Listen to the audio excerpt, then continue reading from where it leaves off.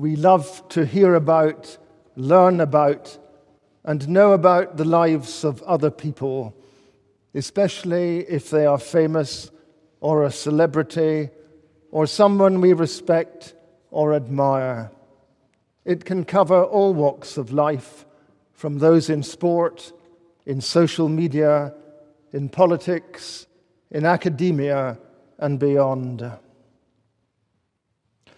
A friend sent me a text last Sunday evening saying that a high former president of the United Kingdom Supreme Court had been sitting in front of him as he listened to the Scottish Chamber Orchestra and chorus perform Mozart's Don Giovanni at the Usher Hall. Some of you may have been there. He added, "I must be part of the out-of-touch elite now."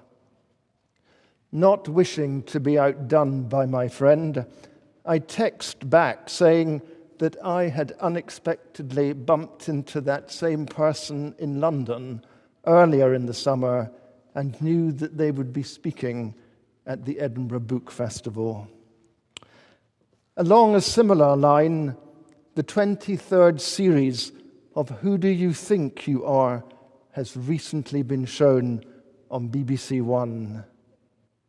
The celebrities included such people as Zoe Ball, Joe Swash, Toby Jones, Harriet Walter, and Katarina Johnson-Thompson. Some of these names were known to me from what I had read or seen on television. Others were not immediately known to me. But they all have lives and personas which touches the lives of us all in so many different ways. In today's gospel, Jesus asks his disciples two questions. The first one is, who do people say that the Son of Man is? This is a less direct question. It asks them to recall what others had said. Some say John the Baptist and Elijah.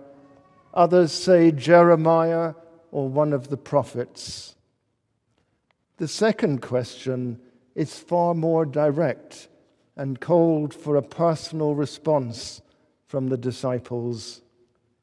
Jesus presses them and asks them, "But who do you say that I am?"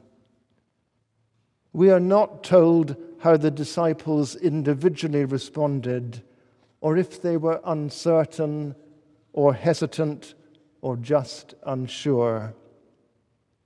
All we know is that Simon Peter replies with those well-known words, "You are the Messiah, the Son of the living God."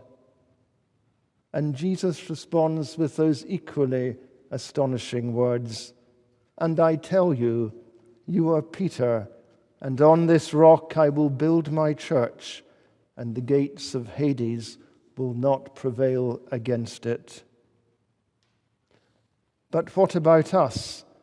How might we answer that same question which Jesus asked his disciples?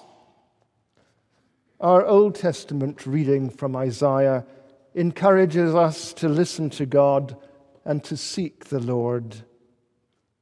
Our epistle from Romans exhorts us not to be conformed to this world, but to be transformed by the renewing of our minds, so that we may discern what is the will of God, what is good and acceptable and perfect. Our whole liturgy this morning invites us to engage and embrace something of the mystery of God as we each seek to answer that same question. We are reminded that although we comprise many members, we are one body in Christ, and individually we are members one of another. We all have different gifts, but exercise them together so that we might all glorify God.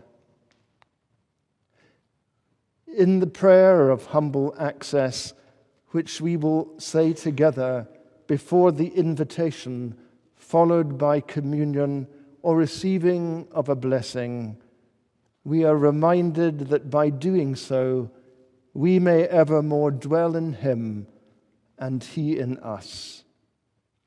Jesus said to his disciples, "But who do you say that I am?"